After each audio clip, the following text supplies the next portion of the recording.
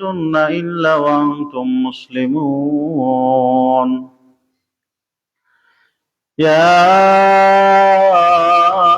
أيها الناس اتقوا ربكم الذي خلقكم من نفس واحدة وخلق منها زوجها وبث منهما رجالا كثيرا ونساء واتقوا الله الذي تساءلون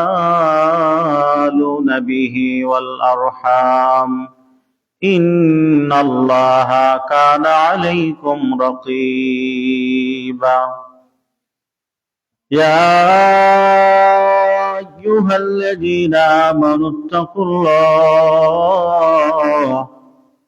وقولوا قولا سديدا يصلح لكم أعمالكم ويغفر لكم ذنوبكم ومن يطع الله ورسوله فقد فاز فوزا عظيما وقال الله سبحانه وتعالى في القرآن المجيد يا أيها الذين آمنوا أطيعوا الله وأطيعوا الرسول ولا تبطلوا أعمالكم سورة محمد عن عائشة رضي الله تعالى عنها قالت قال رسول الله صلى الله عليه وسلم من عمل عملا ليس عليه أمرنا فهو رد رواه مسلم প্রশংসা আল্লাহ সুবহানাহু ওয়া তাআলার জন্য, যে আল্লাহ সুবহানাহু ওয়া তাআলার বিশেষ কৃপায় অশেষ রহমতে আমরা অত্র মসজিদে এসে কিছু কথা বলার এবং শোনার সুযোগ পেয়েছি। সে মহান রব্বুল আলামিনের বারগাহে জানাই লাখো কোটি শুকরিয়া। সকলেই সমস্যারে বলি আলহামদুলিল্লাহ। সালাতু সালাম বর্ষণ হোক সৈয়দুল মুরসালিন খাতামুন নবিয়্যিন আহমদ মুস্তাফা মুহাম্মদ মুজতবা মুহাম্মদ রাসূলুল্লাহ সাল্লাল্লাহু আলাইহি ওয়াসাল্লামের প্রতি। আল্লাহুম্মা সাল্লি আলাইহি আল্লাহুম্মা বারিক আলাইহি। শান্তির ধারা বর্ষিত হোক পৃথিবীর সকল মুসলিম মুমিন নর ও নারীর উপর, বিশেষ করে অত্র জামাতের সকল মুসলিম মুমিন নর ও নারীর উপর। সকলে বলি আল্লাহুম্মা আমিন। আজকের জুমার খুতবার বিষয় ঈমান ও আমলের বাতিলের কারণ। ঈমান ও আমল বাতিলের কারণ সমূহ। এ বিষয়ের উপরে সংক্ষিপ্ত গুরুত্বপূর্ণ মোস্ট ইম্পর্টেন্ট এন্ড এসেনশিয়াল কিছু আলোচনা করবার চেষ্টা করবো ইনশাআল্লাহুল আজিজ। আলাইহি তাওয়াক্কালতু ওয়া ইলাইহি উনীব। আল্লাহ সুবহানাহু ওয়া তাআলা আমাদের প্রত্যেককেই আজকের আলোচনা বোঝার, আলোচনা অনুযায়ী আমল করার তৌফিক দান করুন। সকলে বলি আমিন। মুসলিম জীবনে ঈমান অত্যন্ত গুরুত্বপূর্ণ একটি বিষয়, পাশাপাশি আমল, বিশেষ করে বিশুদ্ধ আমল, আমলুস সালেহ। একজন মুসলমানের সবচেয়ে মূল্যবান সম্পদ হচ্ছে তার ঈমান এবং তার আমল। গোটা পৃথিবীর সবকিছুকে বিসর্জন দিয়ে হলেও তার ঈমান এবং আমলকে টিকিয়ে রাখা তার জন্য অতীব জরুরি। যদি কোনো ব্যক্তির ঈমান এবং আমল বাতিল হয়ে যায় আর সমস্ত পৃথিবীতে তার সবকিছুই থাকে, সে সবচেয়ে বড় বেশি ক্ষতিগ্রস্ত। আর পৃথিবীর সবকিছুই যদি নষ্ট হয়ে যায়, পৃথিবীর সবকিছুই যদি চলে যায়, আর যদি তার বিশুদ্ধ ঈমান এবং আমল থাকে, এটি তার জন্য অনেক কল্যাণকর এবং অনেক উপকারী। এই জন্য আমাদের ঈমান এবং আমল এটি দুটি আমাদের জন্য মূল্যবান সম্পদ। কখনো কখনো কোনো কারণে, কিছু কিছু কারণে এই মহামূল্যবান সম্পদ ঈমান এবং আমল বাতিল হতে পারে, নষ্ট হতে পারে, পণ্ড হয়ে যেতে পারে। এই জন্য কি এমন বিষয় রয়েছে যে বিষয়গুলোর কারণে মানুষের ঈমান বাতিল হয়ে যায়, আমল বাতিল হয়ে যায়, এগুলো জানা অতীব জরুরি। আমরা মুখতাসার সংক্ষিপ্ত আকারে গুরুত্বপূর্ণ কিছু পয়েন্ট খুতবার ভিতরে তুলে ধরবার চেষ্টা করবো ইনশাআল্লাহুল আজিজ। আলাইহি তাওয়াক্কালতু ওয়া ইলাইহি উনীব। আল্লাহ সুবহানাহু ওয়া তাআলা আমাদেরকে সৃষ্টি করেছেন তার গোলামি করবার জন্য, তার দাসত্ব করবার জন্য। ওমা খালাকতুল জিন্না ওয়াল ইনসা ইল্লা লিয়াবুদুন। আমি জিন এবং মানুষকে এই জন্যই সৃষ্টি করেছি তারা যেন শুধুমাত্র, একমাত্র, কেবলমাত্র আমি আল্লাহ সুবহানাহু ওয়া তাআলার গোলামি করে, আমি আল্লাহ সুবহানাহু ওয়া তাআলার একাত্মবাদে বিশ্বাস করে, তাওহীদে বিশ্বাস করে, তাওহীদ প্রতিষ্ঠা করে। ব্যক্তি জীবনে, পরিবার জীবনে, সামাজিক জীবনে, রাষ্ট্রীয় জীবনে তারা যেন তাওহীদ প্রতিষ্ঠা করে। এই তাওহীদ প্রতিষ্ঠা করার জন্যই আমি মানুষ এবং জিনকে সৃষ্টি করেছি। ঈমান নষ্ট হয়, ঈমান ভঙ্গ হয়ে যায়, ঈমান বাতিল হয়ে যায়, এই পরিভাষাটির সাথে আমরা ব্যাপকভাবে পরিচিত নই। আমরা মনে করি আমাদের ঈমান একবার আনলেই আর কোনো সমস্যা নেই, ঈমান দিয়ে আমরা জান্নাতে যেতে পারবো। অথবা জন্মসূত্রে যারা আমরা ঈমানদার, বাবা মুসলমান ছিলেন, আমরাও মুসলমান, এভাবে 14 গোষ্ঠী মুসলমান, কিয়ামত পর্যন্ত এই ঘরের ভিতরে যারা যারা জন্মগ্রহণ করবে সবাই মুসলমান, সুতরাং আমাদের ঈমান সব ঠিক আছে, এভাবেই আমরা চলবো, আর কোনো কিছুর প্রয়োজন নেই। আপনি কষ্ট করে ওযু করলেন, ওযু করার পরে যদি আপনার ওযু ভঙ্গের কারণ সমূহের মধ্যে থেকে কোনো একটি কারণ সংঘটিত হয়, তাহলে এই ওযু দিয়ে সালাত আদায় করলে সালাত কবুল হবে কি? আপনি সুন্দর করে ঠান্ডার মধ্যে উঠে ঠান্ডা পানি দিয়ে এত সুন্দর করে ওযু করলেন, ওযু করার পরে আপনার মনে হলো যে আপনার প্রস্রাব করা দরকার, আপনি যে বাথরুমে প্রস্রাব করলেন, চলে আসলেন, মনে করলেন যে ওযু তো একবার করলামই, এত কষ্ট করে ফজরের সালাতটা আদায় করি, আর ওযু না করি, কষ্ট হয়ে যাবে অনেক। কি বলেন? ফজরের সালাত আদায় করলে সালাত হয়ে যাবে? হবে না, কারণ আপনার ওযু কি হয়ে গেছে? ভঙ্গ হয়ে গেছে, বাতিল হয়ে গেছে, নষ্ট হয়ে গেছে। ঠিক ওই রকমই যদি আপনার ঈমান আনার পরে ঈমান ভঙ্গের যে কারণগুলো আছে, আমল বাতিলের যে কারণগুলো আছে, এগুলো যদি আপনার এবং আমার দ্বারা সংগঠিত হয়, তাহলে ওই ওযু দিয়ে যেরকম সালাত আদায় করলে সালাত কবুল হবে না, ঠিক এই ঈমান দিয়ে আপনি সালাত আদায় করলে সালাত হবে না, সিয়াম করলে সিয়াম হবে না, হজ করলে হজ হবে না, উমরা করলে উমরা হবে না, কোরআন তেলাওয়াত করলে কোনো লাভ হবে না। ইবাদত করে, ইবাদতের জগতে যত ইবাদত আছে, কোন ইবাদত কাজ দিবে না। কেননা এই ইবাদত গুলো নির্ভর করে ঈমানের উপরে। আপনার সালাত, আপনার সিয়াম, আপনার হজ, আপনার যাকাত, আপনার উমরা, আপনার দান সাদকা, আপনার কোরআন তিলাওয়াত, আপনার পর্দা পুশিদা, আপনার হালাল হারাম, এই সবকিছু নির্ভর করে আপনার ঈমানের উপরে। যেমন কোন একজন মুশরিক, কোন একজন কাফের, কোন একজন ইহুদি, কোন একজন খ্রিস্টান, কোন একজন অগ্নি পূজক, কোন একজন হিন্দু মূর্তি পূজক, মাজার পূজারী, সে যদি সালাত, সিয়াম, হজ, যাকাত আদায় করে, এই ব্যক্তির সালাত, সিয়াম, হজ, যাকাত যেরকম আল্লাহর দরবারে কবুল হবে না, কোনো মূল্য নাই, 5 পয়সার মূল্য নাই, ঠিক যে ব্যক্তি ঈমান নষ্ট করে ফেলছে, ঈমান ভঙ্গ হয়ে গেছে, এই ব্যক্তি যদি সালাত আদায় করে, সিয়াম পালন করে, হজ আদায় করে, যাকাত প্রদান করে, যাবতীয় ইবাদত বندگی করে, কোনো লাভবান হতে পারবে না, সব কিছু তার ধ্বংস হয়ে গেছে। ইয়া আইয়ুহাল্লাযীনা আমানু আতিউল্লাহ ওয়া আতিউর রাসূল ওয়া লা তুবতিলু আমালাকুম। আল্লাহ সুবহানাহু ওয়া তাআলা সূরা মুহাম্মাদের 33 নম্বর আয়াতে কারিমে তিনি বলেন, ইয়া আইয়ুহাল্লাযীনা আমানু, হে ঈমানদারগণ, আতিউল্লাহ, তোমরা আল্লাহর আনুগত্য করো, আতিউর রাসূল, এবং রাসূলের আনুগত্য করো, ওয়া লা তুবতিলু আমালাকুম, তোমাদের আমল সমূহ বাতিল করো না। আল্লাহ এবং আল্লাহ রাসূলের আনুগত্য যদি ছুটে যায়, মানুষের আমল বাতিল হয়ে যাবে। আল্লাহ এবং আল্লাহ রাসূলের আনুগত্য যদি না হয় ইবাদতের ভিতরে, তাহলে আল্লাহ আনুগত্য না থাকলে, রাসূলের আনুগত্য না থাকলে আপনার ইবাদত বাতিল হয়ে যাবে, এটাই সুনিশ্চিত।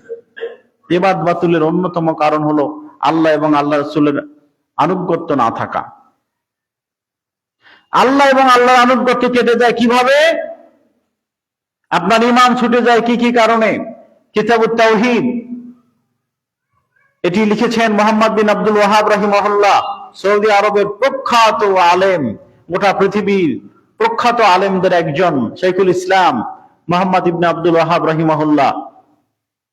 এই কিতাবুত তাওহীদ গ্রন্থ প্রণেতা, তিনি ঈমান ভঙ্গের 10টি কারণ উল্লেখ করেছেন, যে 10টি কারণে মানুষের ঈমান ভঙ্গ হয়ে যায়, ঈমান নষ্ট হয়ে যায়, বাতিল হয়ে যায়।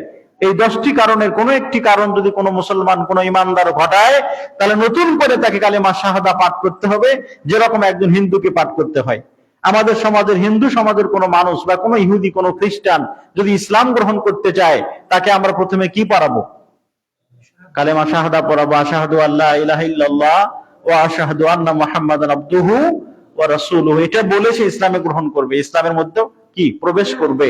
ঠিক কোন ঈমানদার ব্যক্তি যদি এই 10টি কারণের কোনো একটি কারণ ঘটায়, তাহলে তাকে আবার কালিমা শাহাদা পাঠ করে ইসলামের মধ্যে আসতে হবে, কেননা সে ইসলাম থেকে বের হয়ে চলে গেছে। যেমন অজু করার পরে যদি আপনি অজু ভঙ্গের কারণগুলো ঘটান, ওই অজুর যেমন 5 পয়সার মূল্য নাই, আপনাকে নতুন করে অজু করে এসে তারপরে সলাতে দাঁড়াতে হবে, ঠিক সেরকম। তার একটি কারণ হচ্ছে আল কুফরু, কুফরি করা। কোন মানুষ যদি কোরআন এবং হাদিসের, কোন মুসলমান, কোন ঈমানদার, সালাত আদায়কারী, সিয়াম পালনকারী, তাহাজ্জুদ গুজার, দিনের বেলায় সিয়াম পালন করে, রাতের বেলায় তাহাজ্জুদ আদায় করে, এমন আল্লাহওয়ালার ব্যক্তি, হজকারী, ওমরাকারী, এমন কোন ব্যক্তি যদি শরীয়তের কোন বিধানকে অস্বীকার করে, জেনে এবং বুঝে এবং সজ্ঞানে, পাগল হয়নি, মস্তিষ্ক বিকৃত হয়নি,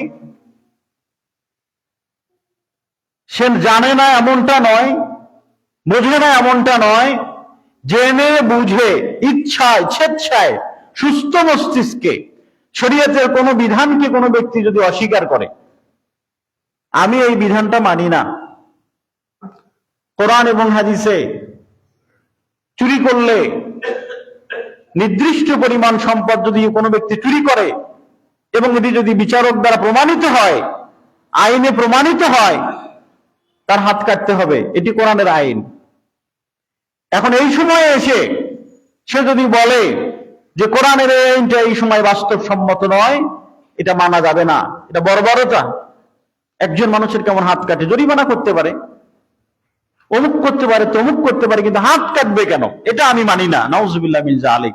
কোন ব্যক্তি যদি এরকম কোন বিধানকে তার মনোভূত না হয়, তার কাছে যদি মনে হয় এটা বর্বর, এটা অনুচিত, এটার প্রতি তার যদি বিশ্বাস না থাকে, মনে প্রাণে যদি না মেনে নিতে পারে, তাহলে ওই ব্যক্তি কাফের, ওই ব্যক্তি ঈমান থেকে বের হয়ে চলে গেল।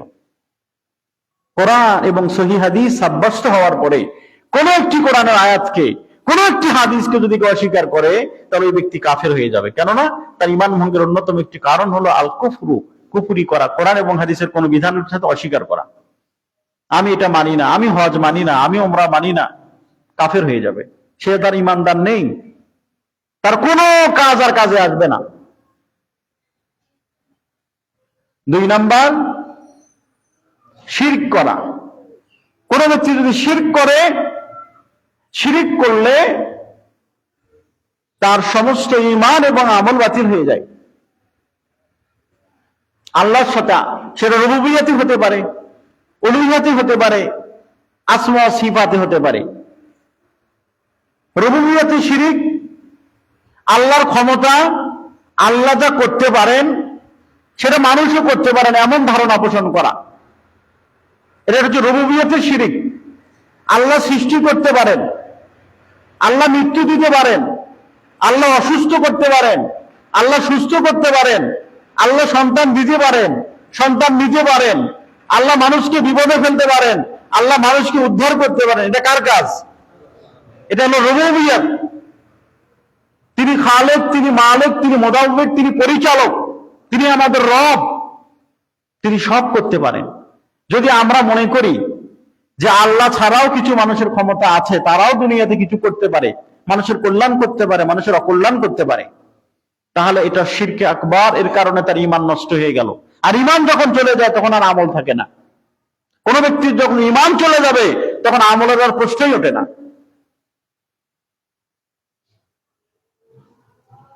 মাজার কল্যাণ করতে পারে, মাজারে যিনি শুয়ে আছেন, কবরে যিনি শুয়ে আছেন, তিনি কল্যাণ করতে পারেন, অকল্যাণ করতে পারেন। সেখানে যে যদি আমি স্লো না যাই, পাশে শাহজালাল, শাহপরান, শাহ সুলতানের মাজার, সেখানে গাড়ি স্লো যেতে হবে, কেননা উনি অকল্যাণ করতে পারেন, অ্যাক্সিডেন্ট ঘটিয়ে দিতে পারেন। যদি কনসেপ্টটা, ধারণা এবং বিশ্বাসটা এরকম হয়, তাহলে এই ব্যক্তি মূর্তি পূজারী, এই ব্যক্তি কবর পূজারী, এই ব্যক্তিকে সালাম দেওয়া হারাম, এই ব্যক্তির ইমামতিতে নেতৃত্বে সালাত আদায় করা হারাম, এই ব্যক্তির জানাজায় যাওয়া হারাম, এই ব্যক্তির জানাজা তো দূরের কথা, দাফন কাপড় হারাম, এই ব্যক্তি কাফের এবং মুশরিক। সুতরাং এর কোন ইসলামী গণ্ডির ভিতরে নেই।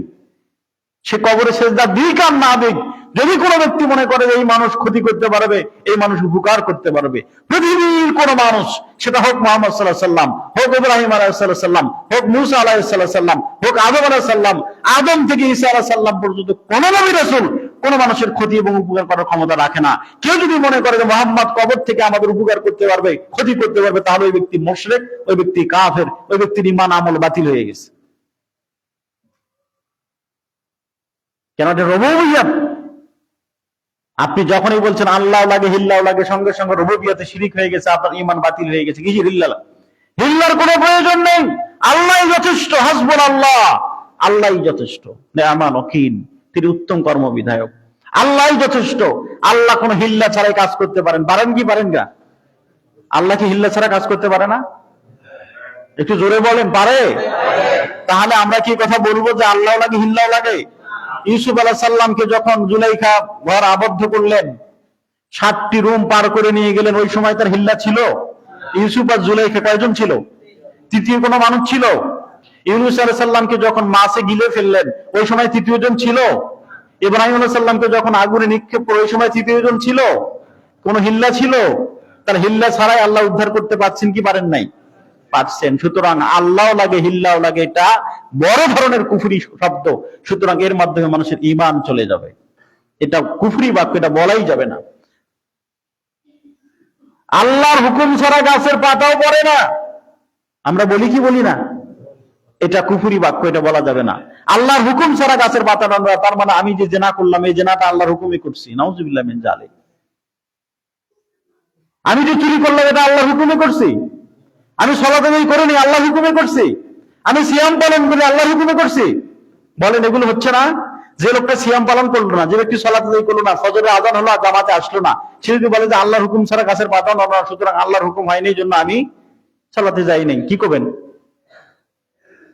যে ব্যক্তি জেনা করলো, ওই ব্যক্তি যদি বলে, জেনা করার পর ধরা বললো যে দেখেন আল্লাহর হুকুমে এখানে আসছি, কেন আল্লাহর হুকুম ছাড়া তো গাছের পাতা নড়ে না, তা আল্লাহ হুকুম করছে আমি এখানে আসছি, নাউজুবিল্লাহ মিন যালিক। কত বড় কুফরি বাক্য, কত বড় কুফরি বাক্য! কিন্তু আমরা এগুলো অহরহ বলি, এর মাধ্যমে ঈমান আমল দুটোই চলে যাবে। ঈমানও চলে যাবে, আমলও চলে যাবে, মানুষ কাফেরে পরিণত হয়ে যাবে। আল্লাহর হুকুম না, মা তাশাউনা ইল্লা ইয়াশা আল্লাহ, আল্লাহর চাওয়া ছাড়া কিছুই হয় না।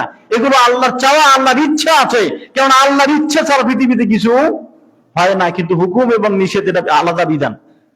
আল্লাহ জেনা করার হুকুম দিয়েছেন না নিষেধ করছেন? চুরি করতে নিষেধ করছেন, সালাত আদায় করার নির্দেশ দিয়েছেন, সিয়াম পালনের নির্দেশ দিয়েছেন। যে ব্যক্তি সালাত আদায় করবে, সালাত আদায় করতে পারছেন, বুঝতে হবে যে আল্লাহর চাওয়া এখানে আছে। আবার যে ব্যক্তি চুরি করছেন, সেখানে আল্লাহর ইচ্ছা আছে, কিন্তু শরীয়তের ইচ্ছা না, এটা সাধারণ ইচ্ছা। একটা হলো শরীয়তের ইচ্ছা, সালাত আদায় করতে পারবে, শরীয়তের ইচ্ছা। আর সালাত আপনার চুরি করাটা আল্লাহর এটা আম ইচ্ছা, সাধারণ ইচ্ছা, স্বাধীনতা আছে আপনার। আপনি চাইলে চুরি করতে পারেন, চাইলে ডাকাতি করতে পারেন, চাইলে খুন করতে পারেন, চাইলে আপনি সালাত আদায় করতে পারেন, সিয়াম পালন করতে পারেন, চাইলে অনেক কিছুই আপনি করতে পারেন। মা তাশাউনা ইল্লা ইয়াশা আল্লাহ। সুতরাং আল্লাহর হুকুম ছাড়া গাছের পাতা নড়ে না, এই আকীদা ঠিক নয়, এই কনসেপ্ট ঠিক নয়। তেমনি ভাবে উলুহিয়াতে শিরিক, যেগুলো ঈমান ভঙ্গের অন্যতম কারণ। উলুহিয়াতি শিরিক। আপনি দোয়া করবেন কার কাছে? আপনি বিপদে পড়ছেন, কাকে ডাকবেন? আপনি বিপদে পড়ার পরে ও আপনার মাকে ডাকছেন, আপনার আব্বাকে ডাকছেন। আপনি বিপদে পড়ে পীর সাহেবকে স্মরণ করছেন। আপনি বিপদে ডাকার পরে শাহজালাল শাহপরানের শরণাপন্ন হলেন। ইলেকশনে দাঁড়াবেন, ভোটে নির্বাচনে দাঁড়াবেন, শাহজালালের ওখান থেকে শুরু করতে হবে। কারণ কি? শাহজালাল শাহপরানের কাছ থেকে দোয়া করতে হবে, বাবা আমাকে ইলেকশনে জিতিয়ে দিন। কি করলেন আপনি? শিরকে আকবার। এর মাধ্যমে আপনার ঈমান এবং আমল দুটোই বাতিল হয়ে গেছে। আপনি মুশরিক কাফের হয়ে গেছেন, ঈমান আর নেই, ঈমান ভঙ্গ হয়ে গেছে। কেননা দোয়া আল্লাহকে করতে হবে।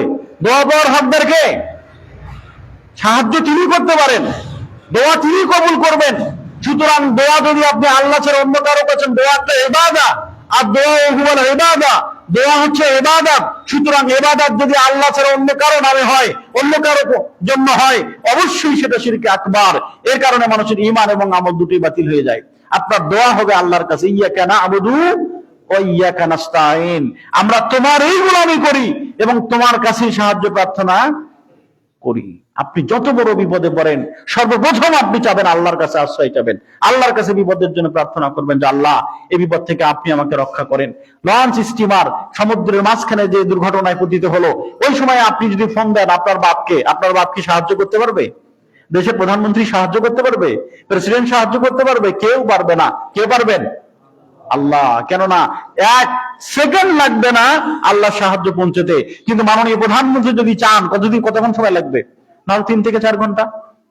এই স্টিমারটা ডুবে যাচ্ছে, আর প্রধানমন্ত্রীকে আপনি ফোন ধরে বললেন যে মাননীয় প্রধানমন্ত্রী আমাদের স্টিমারটা ডুবে যাচ্ছে, আপনি আমাকে হেল্প করেন। কি হেল্প করবেন উনি? পৃথিবীর এমন কোন শক্তি নেই তাৎক্ষণিক উপকার করতে পারবে? কোন শক্তি নেই। কিন্তু কে পারবেন?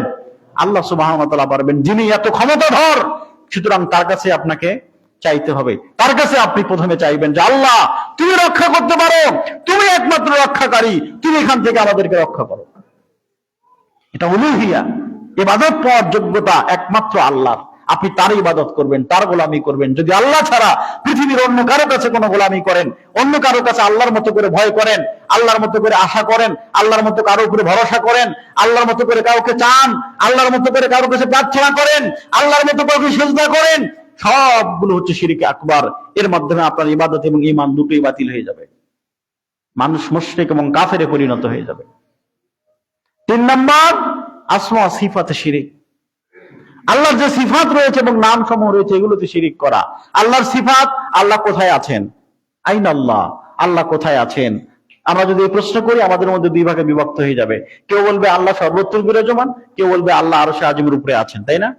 আল্লাহ কোথায় আছেন এই প্রশ্ন আল্লাহ নবী তার সাহাবীকে বলেছেন। একজন ব্যক্তি, একজন তার কৃতদাসী ছিল, তিনি বকরি চড়াতেন, ছাগল চড়াতেন। একটা ছাগল নেকড়ে এসে খেয়ে ফেলছেন।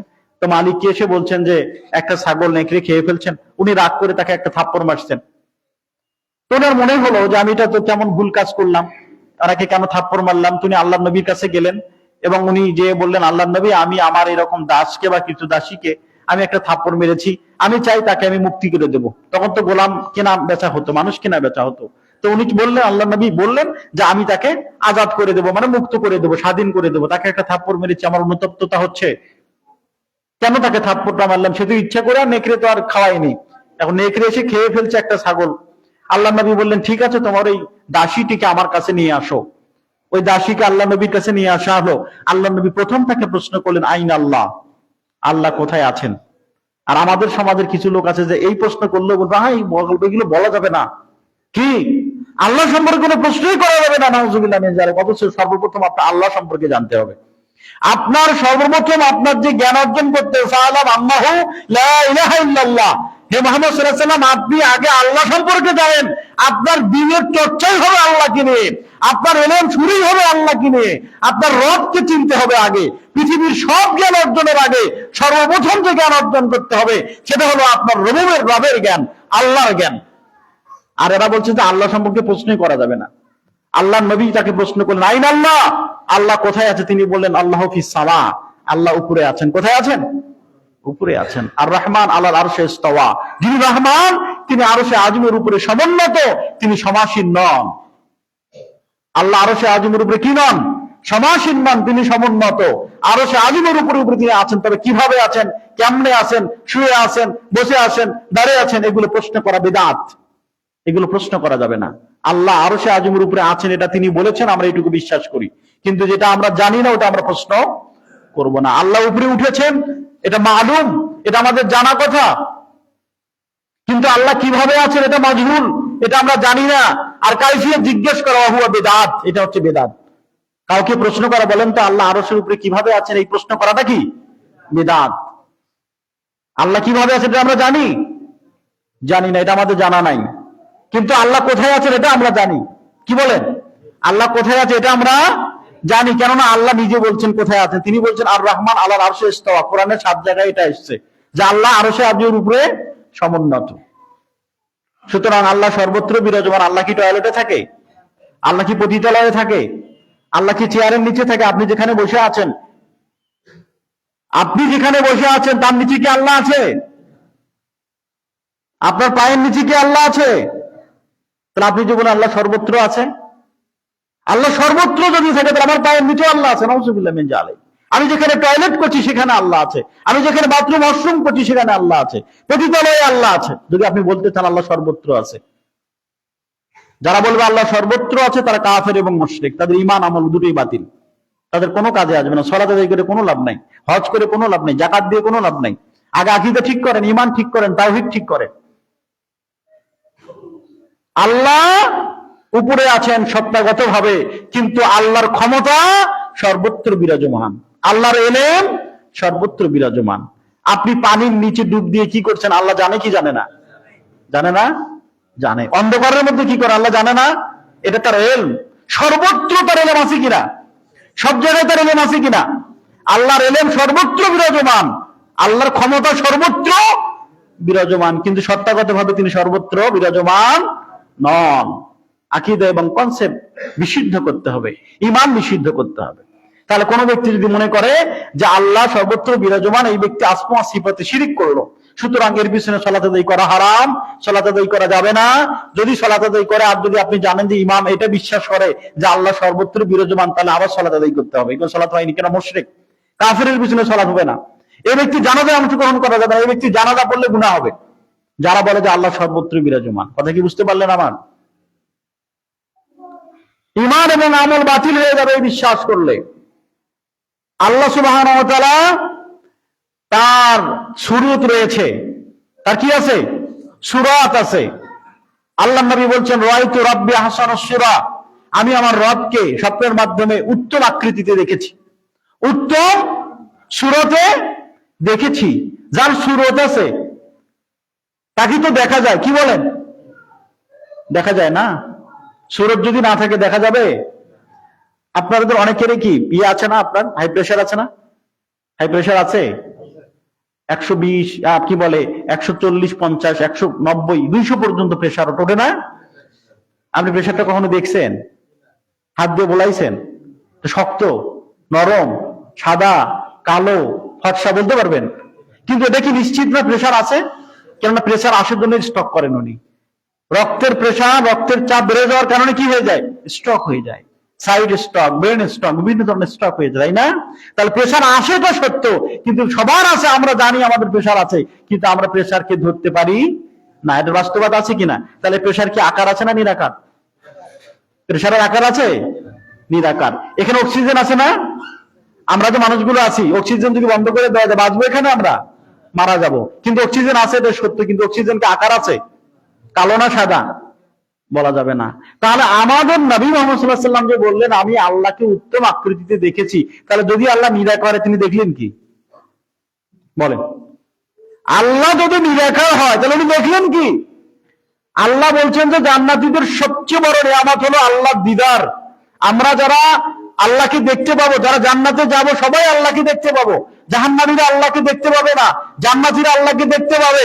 এটা হলো জান্নাতের সবচেয়ে বড় পাওয়া। জান্নাত পাওয়ার চাইতে, সুখ আনন্দের চাইতে, হুরের চাইতে জান্নাতে যত নিয়ামত আছে, সবচেয়ে শ্রেষ্ঠ নিয়ামত হলো আল্লাহর সাক্ষাৎ পাওয়া। সবচেয়ে শ্রেষ্ঠ নিয়ামত কি? আল্লাহর সাক্ষাৎ পাওয়া, যেখান থেকে জাহান্নামীরা মাহরুম হবে। জাহান্নামীরা আল্লাহকে দেখতে পাবে না। তাহলে আমরা যে একজনকে দেখবো, যদি তার অস্তিত্ব না থাকে, যদি তার সুরাত না থাকে, যদি তার আকৃতি না থাকে, আমরা বায়বীয় পদার্থ কি দেখবো? আমরা বাতাস দেখতে পাই, বাতাস অনুভব করা যায়, কিন্তু বাতাস দেখা যায় না। তা আল্লাহ কি আমরা অনুভব করব? আল্লাহ নবী বলছেন রাআইতু, আমি দেখেছি রব্বি, আমার রবকে আহসানুস সূরা, উত্তম আকৃতিতে। সহিহ হাদিস। সুতরাং যারা বলবে আল্লাহ নিরাকার, এই ব্যক্তি কাফের, মুশরিক, এর জানাজা পড়া হারাম, একে দিয়ে মেয়ে বিয়ে দেওয়া হারাম। কেননা বিয়ে দিলে বিয়ে হবে না। কেন? হিন্দুকে দিয়ে, মুশরিককে দিয়ে মুসলমানের মেয়ে বিয়ে হয় না। কোন মেয়ে, কোন মা, কোন বোন যদি বিশ্বাস করেন যে আল্লাহ নিরাকার, তাহলে তাকে বিবাহ করা হারাম। কেন? সে মুশরিক, সে কাফের, তার ঈমান এবং আমল বাতিল হয়ে গেছে, তার কোন ইবাদত আল্লাহর দরবারে কবুল হবে না, কেননা সে মুসলমানই হয়নি এখনো। এটা হলো আসমা ও সিফাতের ক্ষেত্রে শিরক। কিন্তু আল্লাহ যে বলছেন আমার হাত আছে, আমার আল্লাহ জাহান্নামে পা ঢুকিয়ে দিবেন, এইগুলোকে কেন্দ্র করে আমরা কখনো আল্লাহর আকার প্রমাণ করতে যাব না, এটা মনে রাখবেন। জাহান্নামীদেরকে বলবেন তোমরা কি পূর্ণ হয়েছে? জাহান্নাম বলবে হাল মিন মাজিদ, আরো কি আছে? তখন জাহান্নামের ভিতরে আল্লাহ কি করবেন? পা ঢুকিয়ে দিবেন। তখন বলবেন কত কত, যথেষ্ট হয়েছে, যথেষ্ট হয়েছে। আল্লাহর পা আছে। এক শ্রেণীর সালাফি আলেম তারা দেখবেন যে বলছেন এই যে আল্লাহর পা আছে, তার মানে আল্লাহর আকার আছে। নাউযুবিল্লাহি মিন যালিক। লাইসা কামিসলিহি শাইউন, আল্লাহর কোন আকৃতির সাথে উদাহরণ দেওয়া যাবে না। আল্লাহর হাত আছে, তার মানে আল্লাহর 5টা আঙ্গুল আছে, এটা বলা যাবে? আল্লাহ বলছেন তাবারাকাল্লাযী বিয়াদিহিল মুলক, সমস্ত আধিপত্য বরকতময় যিনি, তিনি আল্লাহ, তার হাতে। তার হাত প্রমাণিত হয় না? প্রমাণিত। এখন যদি বলি যে আল্লাহ আমাদের 2টা হাত, আল্লাহরও 2টা হাত, নাউযুবিল্লাহি মিন যালিক, এটা বলা যাবে? আল্লাহর ডান হাত এবং বাম হাত বলতে কিছু আছে? আল্লাহর কি 5টা আঙ্গুল আছে? যদি আপনি এরকম সাদৃশ্যতা দেন, তাহলে আপনি কাফের হয়ে যাবেন। আপনি মুজাসসামিয়া, দেহবাদী, আল্লাহর দেহ সাব্যস্ত করলেন, তার মানে আপনার ঈমান নষ্ট হয়ে যাবে। আল্লাহর যে সিফাত গুলোর কথা বলছেন, যে আল্লাহ হাত আছে, হ্যাঁ তার হাত আছে, কার মতো? তার মতো। আল্লাহর পার কথা বলছেন, তার পা কার মতো? তার মতো। সুতরাং এই পা, এই হাত, এটাকে প্রমাণ করবেন আপনি আকৃতি আছে, এইটা বলা যাবে না। তার মানে আপনি একটা তো আকৃতি বর্ণনা করলেন। আল্লাহর হাত আছে, পা আছে, চোখ আছে, কান আছে, এই সব বলে বলে যদি আপনি একটা আকৃতি দাঁড় করান, তার মানে একটা মানুষের আকৃতি চলে আসবে। কথা বোঝেননি? আল্লাহ কথা বলতে পারেন। এখন আল্লাহর এই কথা বলাকে আপনি মুখ সাব্যস্ত করলেন। আল্লাহর মুখ, আমাদের মুখ এবং মোবাইলেরও মুখ আছে না? মোবাইল দিয়ে কথা বলা যায় না? মোবাইল কথা বলতে পারে কি পারে না? পারে। তাহলে মোবাইলও তো কথা বলতে পারে, আমরাও কথা বলতে পারি। অন্যান্য পশু প্রাণীরও কিছু ভাষা আছে। তার মানে কি, আমরা কাকে আল্লাহর সাথে তুলনা করবো? লাইসা কামিসলিহি শাইউন ওয়া হুয়া সামিউল বাসীর। আল্লাহ সাদৃশ্যতাকে বলতে কিছু নেই, কোনো সাদৃশ্যতা দেয়া যাবে না। তবে আমরা এইটুকু বিশ্বাস করব, আল্লাহর যে সিফাতগুলো আল্লাহ বর্ণনা করছেন, এগুলো আমরা যেভাবে আল্লাহ বর্ণনা করছেন ওইভাবেই বিশ্বাস করি। আমরা তার হাতকে তার হাতের মতো বিশ্বাস করি। এটাকে আমরা কুদরত বলে অপব্যাখ্যা করি না। আমরা তাবিল করব না, তাহবিল করব না, তারিফ করব না। আল্লাহর হাতকে কুদরত বানিয়ে দিব না। বলবো না আল্লাহর হাতের কথা বলার সঙ্গে সঙ্গে বলবো আল্লাহর কুদরত, না, এটা বলবো না। আল্লাহর হাত আল্লাহর হাতের মতোই, এটা আমরা জানি না, আমরা উদাহরণ দিব না। কিন্তু আল্লাহর আকৃতি আছে, সূরত আছে, এটা আমরা বিশ্বাস করি। আল্লাহু তাআলা আলাম। তাহলে এই যে শিরিক, যদি কোনো ব্যক্তি শিরিক করে, তাহলে তার সমস্ত আমল, ঈমান বাতিল হয়ে যাবে। আল্লাহ সুবহানাহু ওয়া তাআলা 18 জন নবীর নাম উল্লেখ করার পরে তিনি বলছেন ওয়ালা আশরাকুল হাবিতা আনহুম মা কানু ইয়ামালুন। 18 জন নবী উল্লেখ করছেন, 18 জন নবী। এই আয়াতের পূর্বে 18 জন নবী এবং রাসূলের নাম আল্লাহ উল্লেখ করছেন। তারপরে বলছেন ওয়ালা আশরাকু লা হাবিতা আনহুম মা কানু ইয়ামালুন। যদি এই 18 জন নবী রাসূল শিরিক করত, তাদের সমস্ত ঈমান এবং আমল বাতিল হয়ে যেত। নবীরা কখনো শিরিক করে? অসম্ভব। ওয়ালা লা ইয়াশরাকতা লা ইয়াহবাতান্না আমালুকা ওয়া লা তাকুনান্না মিনাল খাসিরিন। এর আগের আয়াতটা ছিল সূরা আনামের 88 নম্বর আয়াত, আর এখন যেটা বললাম এটা সূরা জুমা 65 নম্বর আয়াত। আল্লাহ সুবহানাহু ওয়া তাআলা বলেন লা ইয়াশরাকতা লা ইয়াহবাতান্না আমালুকা। হে মুহাম্মদ সাল্লাল্লাহু আলাইহি ওয়াসাল্লাম, আপনি যদি শিরিক করেন, আপনার সমস্ত আমল বরবাদ হয়ে যাবে এবং আপনি জাহান্নামীদের অন্তর্ভুক্ত হবেন। নাউযুবিল্লাহি মিন যালিক। কাকে বলছেন? পৃথিবীর সবচেয়ে মহামানবকে বলছেন, যার পক্ষে শিরিক করা, বেদাত করা, কাফারমানি করা, কুফরি করা চিরতরে যেটা পক্ষে অসম্ভব, তাকে তিনি বলছেন। তাকে বলা মানে আমাদের উপরে কত বড় হুমকি। যদি আমরা শিরিক করি, ঈমানই হোক, আমলে হোক, যে কোনো ক্ষেত্রে যদি আমরা শিরিক করি, আকীদার ক্ষেত্রে হোক, আমলের ক্ষেত্রে হোক, তাহলে আমাদের সমস্ত ঈমান এবং আমল বাতিলে পরিণত হয়ে যাবে। এরপর অন্যতম একটি কারণ হচ্ছে নেফাক। মুনাফিকি করা, যদি সেটা আকীদাগত মুনাফিকি হয়। আপনি সালাত আদায় করেন, সিয়াম পালন করেন, কিন্তু আপনি কি মনে মনে এটার উপর বিশ্বাসই নাই আপনার। অনেকেই বলে যে আসলে সালাত সিয়ামটা আদায় করি, জান্নাত জাহান্নাম এটা আছে কিনা এবার বিশ্বাসই হয় না। নাউজুবিল্লাহ মিন যালিক, কি মুনাফিক। মানে যদিও সালাত আদায় করে, সিয়াম পালন করে, কিন্তু এগুলোর প্রতি তার পূর্ণ বিশ্বাস নেই। এলো মুনাফিক, যার ভিতর এবং বাহির এক নয়। আকীদাগত নেফাকির কারণে মানুষের ঈমান এবং আমল নষ্ট হয়ে যাবে। শরীয়তের কোন বিধানকে তুচ্ছ তাচ্ছিল্য রূপে পরিণত করা, ছোট করে দেখা। পর্দা করেই মানুষ জেনা করে। কিসের পর্দা? পর্দা হলো মনে। যারা বেশি পর্দা করে তারা বেশি খারাপ। কি বুঝাতে চান আপনি? পর্দা করা কার ফরজ? আল্লাহ সুবহানাহু ওয়া তাআলা ফরজ করছেন পর্দা করা। নারী পুরুষ উভয়ের জন্য পর্দা করতে হবে। আর আপনি কত বড় পরহেজগার যে আপনি বলছেন যে আমি হচ্ছে ভালো আছি, ওই বোরকা পরলে কি হবে, ওই পর্দা করলে কি হবে, সারাদিন মুখ ঢেকে থাকলে কি হবে, তার চেয়ে আমি ভালো আছি। কেমনে ভালো থাকেন আপনি? জীবনেও আপনি ভালো নন, জীবনেও ভালো নন। আপনি পর্দাকে তুচ্ছ তাচ্ছিল্য করার কারণে আপনার ঈমান চলে গেছে। কোন মা, কোন বোন, কোন ভাই যদি পর্দাকে তুচ্ছ তাচ্ছিল্য করে, পর্দাকে যদি হেয় করে, এর ফরজ বিধানকে যদি কেউ হেয় করে, তাহলে ওই ব্যক্তি কাফের এবং মুশরিক, তার ঈমান এবং আমল বাতিল হয়ে যাবে।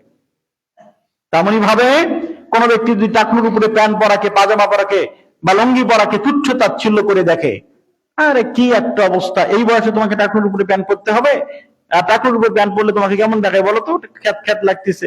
টাকনুর উপরে প্যান্ট পরে কেমন ভালো দেখা যায় না। টাকনুর নিচে প্যান্ট পরবে, কত সুশীল দেখা যাবে, সুন্দর দেখা যাবে, স্মার্ট দেখা যাবে। টাকনুর নিচে প্যান্ট পরা হারাম, টাকনুর উপরে প্যান্ট পরা ফরজ।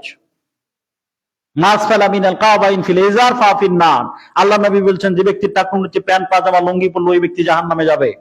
টাকনুর নিচে প্যান্ট পরা হারাম, টাকনুর উপরে প্যান্ট পরা আপনার জন্য ওয়াজিব এবং ফরজ। সুতরাং যদি আপনি টাকনুর উপরে প্যান্ট না পরেন, আপনি জাহান্নামে যাবেন, এটা নিশ্চিত।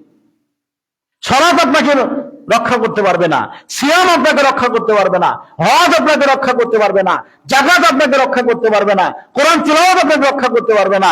যেই ব্যক্তি টাকনুর নিচে প্যান্ট পাজামা লুঙ্গি পরবে, সেই ব্যক্তি জাহান্নামে যাবে, এটা সুনিশ্চিত। বুখারী মুসলিমের হাদিস। আর যারা বলবে টাকনুর নিচে প্যান্ট পরলে জাহান্নামে যাবে, সে কিন্তু কাফের নয়। চাইলে জান্নাতে যেতে পারে আল্লাহ চাইলে, কিন্তু টাকনুর নিচে প্যান্ট পরাকে যে খারাপ মনে করবে, তুচ্ছ তাচ্ছিল্য করবে, ঠাট্টা বিদ্রুপ করবে, এই ব্যক্তি কাফের এবং মুশরিক, যদিও ওই ব্যক্তি টাকনুর উপরে প্যান্ট পরে। আমি টাকনুর উপরে প্যান্ট পরছি, আমার পায়জামা ট্রাউজার টাকনুর উপরে আছে, কিন্তু আমি টাকনুর উপরে প্যান্ট পরা লোককে ঠাট্টা করি, বিদ্রুপ করি, তিরস্কার করি, তাহলে আমি কাফের। যদিও আমি টাকনুর উপরে পড়ছি, কিন্তু আমি টাকনুর উপরে প্যান্ট পরাওয়ালাকে খারাপ বলি। এটা ফ্যাশনে পরিণত হয়ে গেছে। কিন্তু এখন আমাদের যুবকরা, আমাদের তরুণরা, তারা কিন্তু ফ্যাশন হয়েছে টাকনুর উপরে প্যান্ট পরা। আসলে তারা ফরজের জন্য পরে না, আল্লাহর নবী নির্দেশ মানে পরে না। যেমন দাড়ি রাখাটা ফ্যাশন, কিছু দাড়ি রাখবে, ছোট ছোট খোঁচা খোঁচা দাড়ি রাখবে, এটা ফ্যাশনে পরিণত হয়ে গেছে। এর মানে কিন্তু দাড়ির সব সে পাবে না। টাকনুর উপরে প্যান্ট পরছে, যদি নিয়ত না থাকে আল্লাহ এবং আল্লাহ রাসূলের, যে আল্লাহ অর্ডার, রাসূল অর্ডার করেছেন জন্য আমি উপরে পড়ছি, এই জন্য যদি না পড়ে, তাহলে টাকনুর উপরে প্যান্ট পরে কোনো লাভ হবে না। নিয়ত থাকতে হবে, ইবাদতের জন্য, সওয়াবের জন্য নিয়ত দরকার। তাহলে শরীয়তের কোন বিধানকে ঠাট্টা বিদ্রুপ করা, দাড়িকে নিয়ে ঠাট্টা বিদ্রুপ করা, একজনের দাড়ি আছে এজন্য ঠাট্টা বিদ্রুপ করা, একজনের অল্প দাড়ি এজন্য ঠাট্টা বিদ্রুপ করা, এর দাড়িগুলো ছাগলের মতো। আমাদের নামে তো আছে কি, হ্যাঁ, যে যাদের কম দাড়ি, যাদের কি দাড়ি বলে, ছাগলের দাড়ি। তাই নাউজুবিল্লাহ মিন যালিক, নাউজুবিল্লাহ মিন যালিক, আস্তাগফিরুল্লাহ ওয়া আতুবু ইলাইহি। এই কথা বলবেন না, মানে ছাগলের সাথে তো দাড়িকে তুলনা করছেন, নাউজুবিল্লাহ মিন যালিক। ঈমান আমল দুটোই নষ্ট হয়ে যাবে। দাড়ি একটা হোক, দুটো হোক, থাক আর না থাক, দাড়ি আপনি যা আছে তাই রেখে দিবেন, এটা ফরজ। দাড়ি রাখা ফরজ, দাড়ি কাটা হারাম।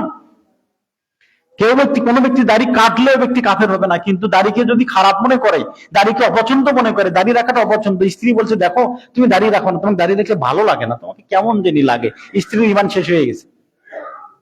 মা বলছে বাবা তুমি দাড়ি রাখছো কেন, তোমার তো অল্প বয়স, আরে বড় হও না, বয়স হোক, একটু বয়স টয়স হয়ে গেলে তারপরে দাড়ি রাখে, এখন দাড়ি রাখলে খারাপ দেখা যায়, দাড়ি রাখলে ভালো দেখা যায় না, এ মায়ের ঈমান শেষ হয়ে গেছে। কার মান হচ্ছে দাড়িকে অপছন্দ করে, নাউজুবিল্লাহ মিন যালিক। দাড়ি কার? এই হুকুম আল্লাহর নবী দিয়েছেন। দাড়ি রাখতে তিনি নির্দেশ দিয়েছেন, দাড়ি কাটতে তিনি নিষেধ করেছেন। তিনি দাড়ি রেখেছেন। আদম আলাইহিস সালাম থেকে শুরু করে মুহাম্মদ সাল্লাল্লাহু আলাইহি ওয়াসাল্লাম পর্যন্ত প্রত্যেক নবী রাসূলের দাড়ি ছিলেন। এমনকি আবু জেহেলেরও দাড়ি ছিল। আপনি যখনই দাড়িতে খুর লাগালেন, দাড়িতে চাষলেন, তখনই আপনি হারাম কাজ করলেন। 24 ঘন্টা একটা পাপ হয়, সেটা হলো দাড়ি কাটার পাপ। 24 ঘন্টায় যার পাপ লেখা হয় সেটা হলো দাড়ি কাটার পাপ। যারা দাড়ি চাচে তাদের 24 ঘন্টায় পাপ লেখা হয়। এমন কোন পাপ নাই। জেনা আপনার কতক্ষণ? আধা ঘন্টা, 1 ঘন্টা, 2 ঘন্টা, এরপরে আপনি কিন্তু জেনা থেকে মুক্ত। আর জেনার পাপ লেখা হয়নি, একটা পাপ লেখা হয়ে গেছে। চুরি করছেন 1 ঘন্টা, আধা ঘন্টা, 2 ঘন্টার জন্য চুরি করছেন, পাপ বন্ধ হয়ে গেছে। ওটা চুরি করছেন, পাপ বন্ধ হয়ে গেল, আর পাপ লেখা হচ্ছে না। কিন্তু যখন আপনি দাড়ি চাষলেন, এই যে 24 ঘন্টা আপনার গুনাহ লেখা হতেইছে, লেখা চলছে আপনার 24 ঘন্টা, এটা এমন পাপ। সুতরাং দাড়ি না রাখাটা কুফরি নয়, কিন্তু দাড়ি রেখেও যদি কোনো দাড়িয়াকে ঠাট্টা করা হয়, আমার দাড়ি অনেক লম্বা কিন্তু আমি দাড়িওয়ালা লোককে ঠাট্টা বিদ্রুপ করি, দাড়ি রাখলে বলি তুমি জিএমবি, দাড়ি রাখলে বলি তুমি কি বলে জামাত, দাড়ি রাখলে তুমি শিবির, দাড়ি রাখলে তুমি অমুক, দাড়ি রাখলে তুমি তমুক, এই যে তাদের দেওয়াটা, এগুলো হচ্ছে কুফরির লক্ষণ। সুতরাং যারা দাড়িকে ঠাট্টা বিদ্রুপে পরিণত করে, তিরস্কার করে, এটাকে ছোট করে দেখে, এই ব্যক্তির ঈমান আমল দুটোই বাতিল হয়ে যাবে। চতুর্থ নম্বরে কিছু পয়েন্ট খুব সংক্ষেপে বলবার চেষ্টা করছি, সময় অনেক কম, এটা বলে শেষ করে দেব ইনশাআল্লাহ। আকীদাগত বেদাত, যদি কোনো ব্যক্তি বেদাত করে, তাহলে এই বেদাত যদি আকীদাগত বেদাত হয়, যেমন রাসূল সাল্লাল্লাহু আলাইহি ওয়াসাল্লামের কবরের পাশে যে ধ্যান করা, মুরাকাবা, মুশাহাদা করা, ওই দিকে তাকিয়ে আছে কেন? যে ওখান থেকে ফায়েজ আসবে, ওখান থেকে উপকার আসবে। কথা কি বুঝতে পারছেন? একজন আমাদের তাবলীগ জামাতের ভাইরা, তাদের হেকায়াতে সাহাবা নামক একটা অধ্যায় কিন্তু আছে।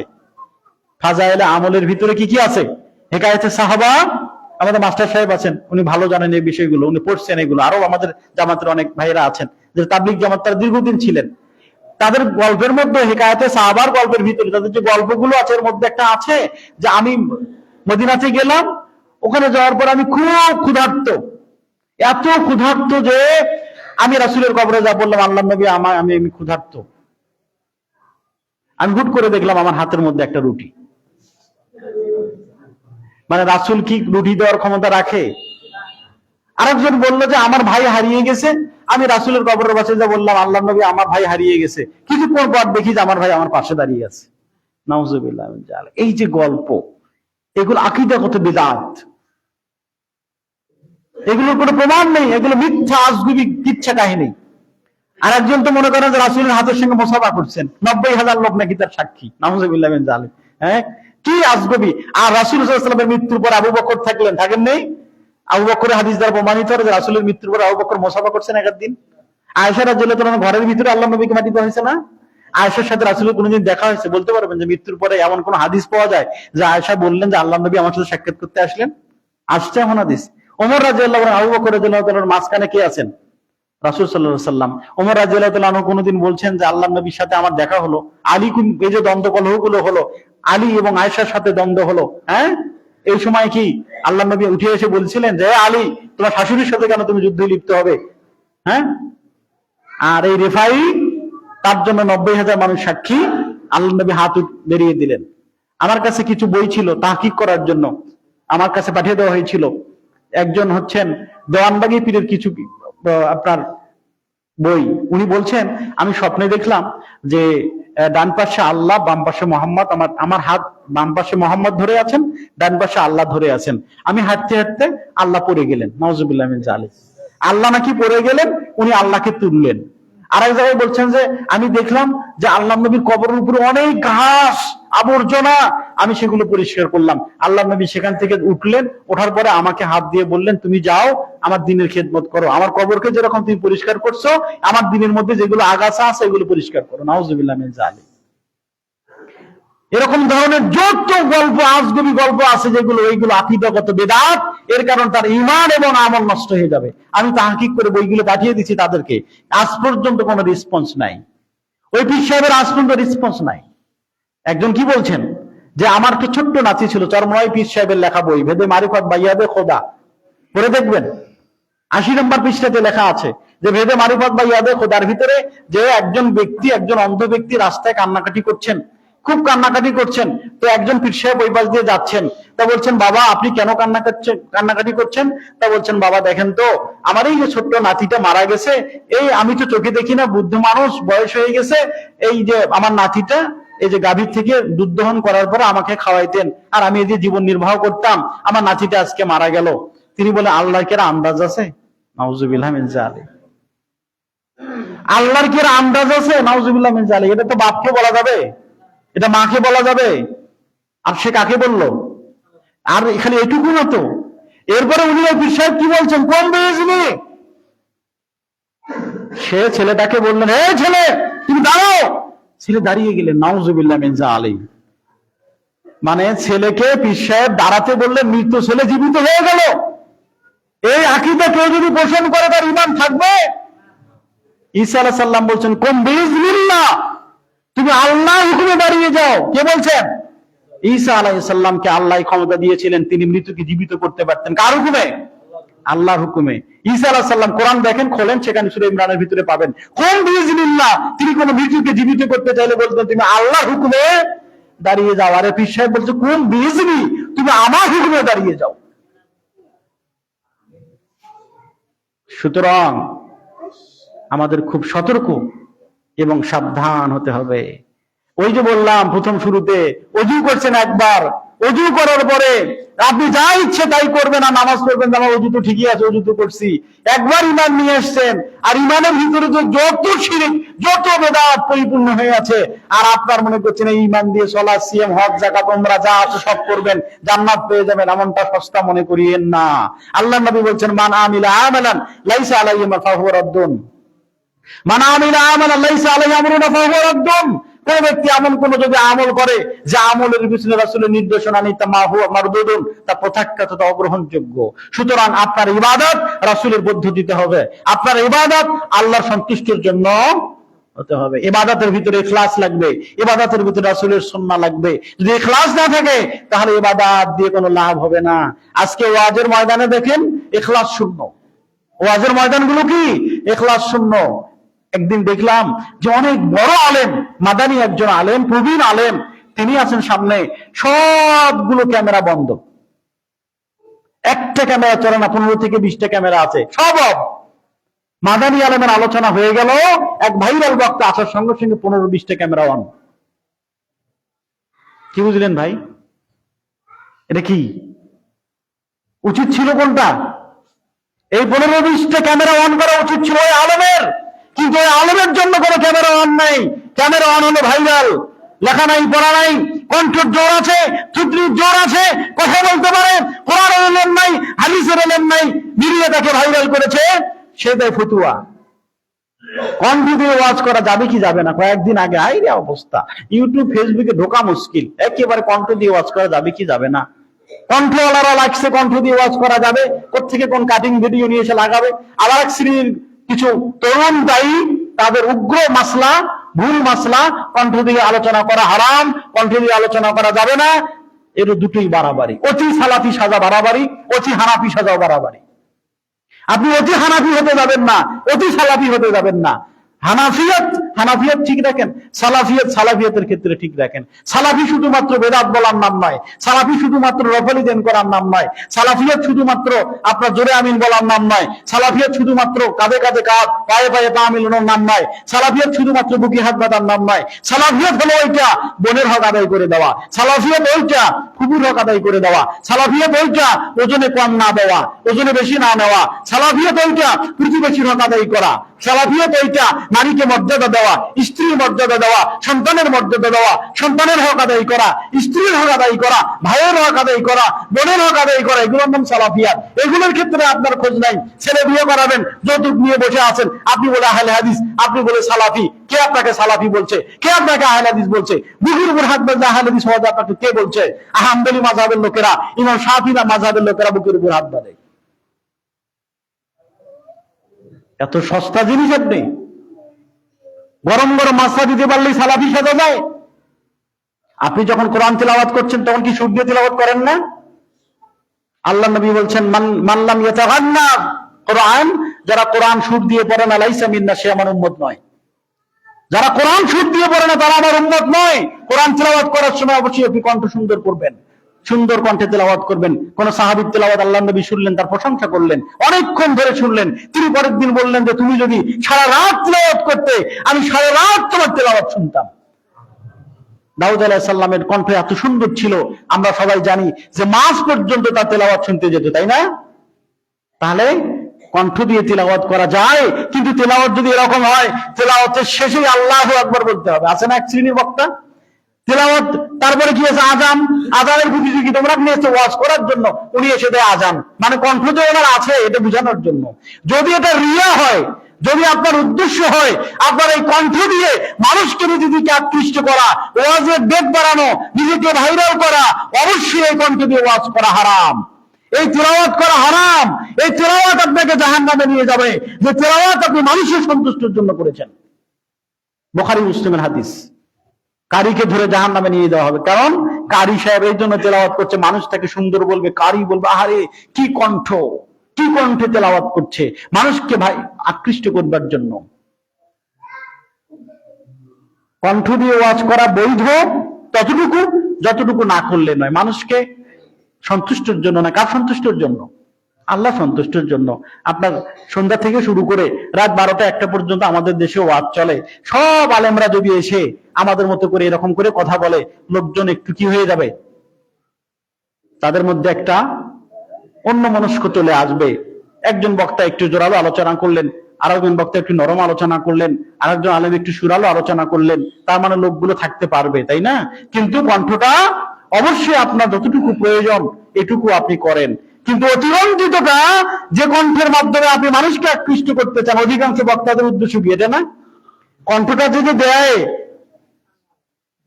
এই কণ্ঠ দেওয়ার পিছনে উদ্দেশ্য কি? ভাইরাল করা, নিজেকে ভাইরাল করা, ইউটিউব ফেসবুকে ভাইরাল করা। এই যে বললাম, অযোগ্য আলেমদের জন্য ক্যামেরা ওয়ান হয়, যোগ্য আলেমের জন্য ক্যামেরা ওয়ান হয় না। আজকে যোগ্য আলেমদেরকে আপনি মিডিয়াতে পাবেন না। Professor doctor Ghalib, professor doctor Zakaria, professor doctor Manzur Elahi, professor doctor Saifullah Madani, professor আপনার কি বলেন ডক্টর আব্দুল্লাহ ফারুক সালাফি, তারপরে আপনার শহীদুল্লাহ খান মাদানী, এগুলো আলেমকে দেখেন কয়জন লোক যায় সামনে? আপনি নিয়ে আসেন আপনার এলাকাতে ডক্টর গালিবকে, নিয়ে আসেন ডক্টর ফারুককে, নিয়ে আসেন শহীদুল্লাহ খান মাদানীকে, আব্দুল নূর মাদানীকে, নিয়ে আসেন আপনার 25 আলেমদেরকে নিয়ে আসেন, আপনি পাবেন লোক সামনে? ক্যামেরা পাবেন? পাবেন না। আর ওই যে বক্তা আছে 14 নম্বর শ্রেণীর ভাইরাল বক্তা তরুণ, তাকে আপনি নিয়ে আসেন, দেখবেন আপনি স্টেজে জায়গা দিতে পারবেন না। মানুষ কোন দিকে যাচ্ছে? আমাদের মাযহাবী ভাইদের মধ্যে যেমন সুরের প্রতিযোগিতা, সুর যেখানে আমাদের ভাই আছে সেখানে, আর আমাদের সালাফিদের মধ্যে বক্তার চোপা যত বেশি, থুতনির জোর যত বেশি, আর গরম ফতুয়া যত বেশি, আমাদের ভাইরা সেদিকে দৌড়াচ্ছে। আমরা শায়েখদেরকে চিনি না, আব্দুল খালেক সালাফিকে আমরা চিনি না, আব্দুল সামাদ সালাফিকে আমরা চিনি না, মোস্তফা কাসিমিকে চিনি না, এই নামগুলোই আমরা শুনি নাই। অথচ তারা দীর্ঘদিন ধরে 30-40 বছর ধরে তারা বুখারী পড়াচ্ছেন। আজকে যে বক্তাগুলোকে দেখতে পাচ্ছে, মুজাফফর বিন মহসিন বলেন, আব্দুর রাজ্জাক বিন ইউসুফ বলেন, তারা সবার উস্তাদ। আব্দুল খালেক সালাফি, আব্দুল সামাদ সালাফি, আব্দুর রাজ্জাক বিন ইউসুফ হাফিজাহুল্লাহর উস্তাদ, মুজাফফর বিন মহসিনের উস্তাদ। কিন্তু আমরা কাদেরকে দেখতে পাই? আমাদের সমাজে যারা আছে তারা অজ্ঞানী, এ কথা আমি বলছি না, জ্ঞানী, কিন্তু জ্ঞানীদের সাথে মিশাল হয়ে গেছে অজ্ঞানী, ভাইরাল, চাপাবাজ। একদিন বলবে যে আমি 250 খন্ডের একটা তাফসীর লিখবো, আর একদিন বলবে যে ফতুয়া আমি তোমাকে শিখাবো। একটা জেনারেল শিক্ষিত লোক, সে বলে ফতুয়া শিখায়, আলেমদেরকে বলছে তুমি দাওরা পাস করে ঘোড়ার ঘাস কাটো, দাদা তুমি প্রতিযোগিতা করতে আসো, মানে এর মুখের ভাষা দেখলে আপনি কি বলবেন? এগুলো হলো আমাদের সমাজের প্রধান বক্তা। এলেম নাই, কালাম নাই, কেউ কেবল অনার্স করতেছে, কেউ ফাজিল ফার্স্ট ইয়ারে পড়ে, কেউ থার্ড ইয়ারে পড়ে, কেউ কেবল কামিল পাস করলো। দেখবেন এদেরকে, আমি মিথ্যা কথা বলছি না, এগুলো প্রমাণ আছে, যারা ফেসবুক চালায় তারা বলতে পারবে। তারা রেজাল্ট নিজেরাই দিচ্ছে, কামিলের রেজাল্ট কেবল বলো, বক্তা 5 বছর হলো ভাইরাল, ফাজিলের রেজাল্ট কেবল হলো বক্তা 2 বছর হলো ভাইরাল, হাফেজ সাহেব বক্তা, ভাইরাল বক্তা, অনার্স মাস্টার্স করছে রাষ্ট্রবিজ্ঞানে, কেমিস্ট্রিতে, আপনার ম্যানেজমেন্টে, সে হলো আলেম। আস্তাগফিরুল্লাহ, জাতির অবস্থা কোথায়? এ জাতি কি হবে? আলেম যদি এই দেশের আলেমরা যদি দাওয়াতি কাজ না করে, সে জাতি কি হবে? সমাজ ব্যবস্থা কোথায় গেছে আপনি কি চিন্তা করছেন? এগুলো কিয়ামতের আলামত। সুতরাং আমাদেরকে সাবধান হতে হবে। আমরা যার তার ফতুয়া গ্রহণ করব না। ফতুয়া দেওয়ার বেলায় আমরা সবাই এক্সপার্ট, দেখবেন গাদি নিয়ে আছে, এমন কোনো মাসলা নাই উনি জানে না। ইমাম মালিক রাহিমাহুল্লাহর কাছে 42টা ফতুয়া লিখে নিয়ে গেছেন ইরাক থেকে, ইমাম মালিক কোথায় থাকতেন বলতে পারবেন? মদিনায় থাকতেন। ইরাক থেকে গেছেন। ইরাক আর মদিনা কি আপনার বাড়ির কাছে? কত ডিস্টেন্স? অনেক ডিস্টেন্স। সেখান থেকে গেছেন। আর তখনকার যাওয়া কি প্লেন ছিল? ছিল না। 42টা মাসলা লিখে গেছেন কওমের মধ্য থেকে, সম্প্রদায়েরা দিচ্ছেন যে এগুলো মাসলা, যদি ওই সময় সবচেয়ে বড় আলেম হচ্ছে ইমাম মালিক রাহিমাহুল্লাহ। তিনি সেখানে যে 36টা মাসলার উত্তর দেওয়া, মানে 42টা এবং 36টা, 8টা মাসলার উত্তর দেওয়ার পরে 36টা মাসলার উত্তর না দিয়ে বলছেন এগুলো আমি জানি না, এগুলো আমি জানি না। উনি বলছেন কি বলেন আপনি? আপনি হলেন পৃথিবীর সবচেয়ে বড় আলেম। আমি আমার সম্প্রদায়কে বলে এসেছি ইমাম মালিকের কাছে যাচ্ছি, আপনি যদি বলেন জানি না, আমি ওখানে যে কি বলবো? উনি বলছেন আপনি যে বলবেন যে ইমাম মালিক বলছেন তিনি এটা জানে না। সুবহানাল্লাহ ওয়া বিহামদিহি। তারা মাসলাকে ইগনোর করতেন, তারা ফতুয়া দেওয়ার জন্য লাফতেন না, ঝাঁপতেন না। আর আমাদের সমাজের আলেমরা ফতুয়ার কি জেনারেল শিক্ষিত, কি অল্প শিক্ষিত, কি বেশি শিক্ষিত। শেখ মতিউর রহমান মাদানী হাফিজাহুল্লাহ কয়েকদিন আগে ফেসবুকে দেখলাম, ওনাকে একটা প্রশ্ন করছেন। উনি বলছেন যে আমি আমার কথায়, উনি ওনার কথা বলছেন যে হাজার হাজার মাসলা আমি এড়ে যাই, যে আমি এগুলো মাসলা দেই না, কেননা জানি যে এগুলো ইখতিলাফি মাসলা, হয়তোবা কোনোটা ইজতিহাদি মাসলা, কোনোটাই আমাকে হয়তো দেখার কমতি আছে, আমার বোঝার কমতি আছে, এজন্য হাজারো মাসলা আমি দেই না, কেননা প্রত্যেকটার মাসলা দেওয়ার আমার জন্য ওয়াজিব নয়। কি বলেন? আপনি আমাকে জিজ্ঞেস করলেন এই উত্তর দেওয়া আমার জন্য ওয়াজিব না আমাকে নিজে জাহান্নাম থেকে বাঁচানো ওয়াজিব? আমি যদি মাসলা দিয়ে জাহান্নামে যাই তাহলে আমার মাসলা দেওয়ার দরকার আছে? দরকার তো নাই। আপনার মাসলা আপনি যে কোনো একজনের কাছ থেকে নিয়ে নেন, সে তার দায় বুঝবে, কিন্তু আমাকে আপনার মাসলা দেওয়ার জন্য আল্লাহ আমাকে তৈরি করে নাই। আমি যদি পারি স্পষ্ট যেগুলো কোরআন এবং হাদিসে আসছে সেগুলো দিয়ে দেবো, যেগুলো পারি না বলবো আমি জানি না। এটাই হলো অর্ধেক এলেম। কিন্তু আজকের সমাজ কোন দিকে? আল্লাহ সুবহানাহু ওয়া তাআলা আমাদেরকে বোঝার তৌফিক দান করুন। সকলে বলে আল্লাহুম্মা আমিন। আলহামদুলিল্লাহ ওয়াহদাহু ওয়াসসালাতু ওয়াসসালামু আলা মান লা নাবিয়্যা বা'দা, আম্মা বা'দ। ওসর কিভাবে দিতে হবে? 10 মণে 1 মণ, না যে যতটুকু ধান পাবে 10 মণে 1 মণ হিসাব করে সেই অনুপাতে দিবে।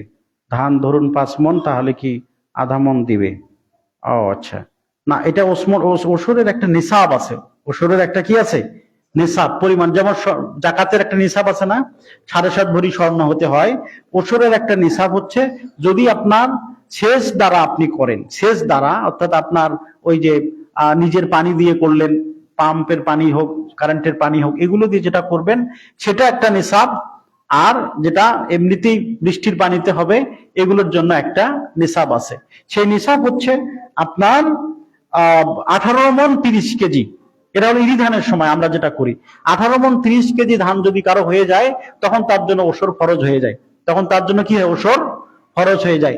আর আমনের সময় যেহেতু আমাদের এটা পানি নেওয়া লাগে না, সেই ক্ষেত্রে এটা বৃষ্টির পানিতে হয়, এই ক্ষেত্রে এটা 9 মণ আপ হয়ে গেলেই আপনাকে ওসর ফরজ হয়ে যাবে। আপনার জন্য কি হবে? ওসর ফরজ হয়ে যাবে। এখন কিভাবে দিবেন? তখন হচ্ছে 10 ভাগের 1 ভাগ। 10 ভাগের, এটা হলো আমনে 10 ভাগের 1 ভাগ, আর ইরিতে 20 ভাগের 1 ভাগ। আপনি টোটাল ধানটা যখন আপনি 9 মণ পার হবে তখন কিন্তু 9 মণের নিচে আছে, 8 মণ 8.5 মণ আছে, তাহলে আপনার জন্য ওসর ফরজ হয়নি। আপনার ধান 16 মণ 17 মণ হয়েছে, 18 মণ পারে হয়নি, তার মানে আপনার ধান কি হয়নি? ইরির সময়, এটা ইরির বেলায়, তাহলে আপনার ওসরে ফরজ হয়নি। যখন আপনি 19 মণ আপ হয়ে গেল, যখন আপনি 9 মণ আপ হয়ে গেল, 9 মণ হচ্ছে আমনে, 19 মণ হচ্ছে কোথায়? ইরিতে। তখন আপনার যতগুলো ধান হবে এই ধানগুলোকে ইরির সময় 20 ভাগের 1 ভাগ, 20 দিয়ে ভাগ দিবেন, আর আমনের সময় 10 ভাগের 1 ভাগ, যতগুলো হবে। 30 মণ হচ্ছে, 30 কে 10 দিয়ে ভাগ দেন, যতটুকু হয় ততটুকু। 40 মণ 10 দিয়ে ভাগ দিয়ে, এটা আমনের সময়। 100 মণ হচ্ছে ইরির সময়, 20 দিয়ে ভাগ দেন, তাই না? 110 মণ হয়েছে, 115 মণ হয়েছে, 120 মণ হয়েছে, 20 দিয়ে ভাগ দিয়ে দিবেন, যতটুকু বের হয় অতটুকুই ওসর। তবে অবশ্যই এটা নিসাব পরিমাণ আগে হতে হবে, আগে নেশাব পরিমাণ হতে হবে। এখানে যে 5 মণের কথা বলছেন, তার ওষুধ দিতে হবে না, যেহেতু তার ওষুধ ফরজ হয়নি। আমার 5 ভরি স্বর্ণ আছে, আমি কি ওষুধ দিব, জাকাত দিব? আমার জন্য জাকাত ফরজ হয়নি, আমার জন্য জাকাত ফরজ হয়নি। যদি আমার 7.5 ভরি স্বর্ণ থাকে তখন আমার জন্য জাকাত ফরজ। আল্লাহু তাআলা আলাম। যদি বুঝতে পারেন। মহিলারা প্রস্রাব করে ন্যাকড়া ব্যবহার করতে পারবে কি? কোনো প্রয়োজন নেই। পানি থাকলে ন্যাকড়া ব্যবহার করার কোনো প্রয়োজন নেই। ন্যাকড়া ব্যবহার করা এবং সাথে সাথে পানি ব্যবহার করার কোনো বিধান শরীয়তে নেই।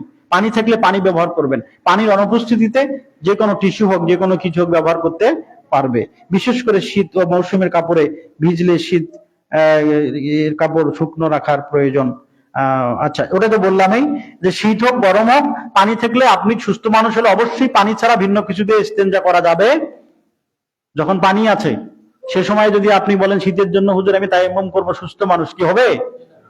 পানি থাকলে তায়াম্মুম চলবে? আপনি যত বড়ই বলেন যে ঠান্ডা হোক আর কিছু হোক, আপনি সুস্থ মানুষ, আপনার কোনো ওজন নাই, সুতরাং পানি দিয়ে আপনাকে ওযু করতে হবে। তেমনই ভাবে যখন পানি থাকবে তখন অন্য কোনো কিছু দিয়ে ইস্তেঞ্জা করার সুযোগ থাকবে না। পেশাব পায়খানায় যেতে মাথায় কাপড় না দিয়ে গুনাহ হবে কি? না, এটা কোনো শর্ত নেই, মাথায় কাপড় দিতে হবে এমন কোনো ব্যাপার নয়। আল্লাহু তাআলা আলাম। আল্লাহ আমাদের বোঝার তৌফিক দান করুক। রব্বানা যালামনা আনফুসানা ওয়া ইল্লাম তাগফির লানা ওয়া তারহামনা লানাকুনান্না মিনাল খাসিরিন। রব্বানা আতিনা ফিদ দুনিয়া হাসানাহ ওয়া ফিল আখিরাতি হাসানাতাও ওয়া কিনা আযাবান নার। রব্বিরহামহুমা কামা রাব্বায়ানি সাগীরা রব্বিরহামহুমা কামা রাব্বায়ানি সাগীরা। রব্বানা তাকাব্বাল মিন্না ইন্নাকা আনতাস সামিউল আলিম ওয়া তুব আলাইনা ইন্নাকা আনতাত তাওয়াবুর রাহিম। আল্লাহুম্মা ইগফির লিল মুমিনিনা ওয়াল মুমিনাত মুসলিমিনা ওয়াল মুসলিমাত আহইয়া মিনহুম ওয়াল আমওয়াত। আমরা দোয়া করি আল্লাহ আমাদের দেশটাকে আপনি নিরাপদ করুন, হেফাজত করুন, সকল আল্লাহুম্মা আমিন। আমাদের গোটা পৃথিবীর মুসলমানদেরকে হেফাজত করুন, তাদেরকে নিরাপত্তার মধ্যে রাখুন, সকল আল্লাহুম্মা আমিন। বিশেষ করে আমাদের সিরিয়ার ভাইদেরকে নিরাপদ রাখুন। তারা আহলে সুন্নাহ ওয়াল জামাতের বিজয় হয়েছে। সিরিয়া খুব গুরুত্বপূর্ণ একটি বিষয়, যদিও বলার ইচ্ছা ছিল কিন্তু সময় হলো না, বলা হলো না। নেক্সট টাইম ইনশাআল্লাহ বলা হবে। সিরিয়ার ভাইরা আজকে আহলে সুন্নাহ ওয়াল জামাতের জয় হয়েছে, আলহামদুলিল্লাহ, সুম্মা আলহামদুলিল্লাহ। শিয়া এরা বিদায় হয়েছে, শিয়াদেরকে বিদায় করা হয়েছে। আল্লাহ আমাদের সিরিয়াকে আপনি হেফাজত করুন, আমাদের ইয়ামানকে হেফাজত করুন, আমাদের ফিলিস্তিনকে হেফাজত করুন, আমাদের দেশ বাংলাদেশকে আল্লাহ হেফাজত করুন। নিরাপত্তার চাদরে আপনি ঢেকে দিন, সকল ধরনের ষড়যন্ত্র থেকে আমাদেরকে নিরাপদ রাখুন। সকলে বলি আল্লাহুম্মা আমিন। আমাদের মধ্যে যারা অসুস্থ আল্লাহ তাদেরকে সুস্থতা দান করুন। আমাদের মধ্যে যারা ঋণী তাদেরকে ঋণ মুক্ত করিয়ে দিন। আমাদের মধ্যে যারা মৃত তাদেরকে ক্ষমা করুন, যারা জীবিত তাদেরকে ক্ষমা করুন। আমাদের মা বোনদেরকে ক্ষমা করুন, তাদের সকল ধরনের সমস্যা আপনি দূরীভূত করে দিন।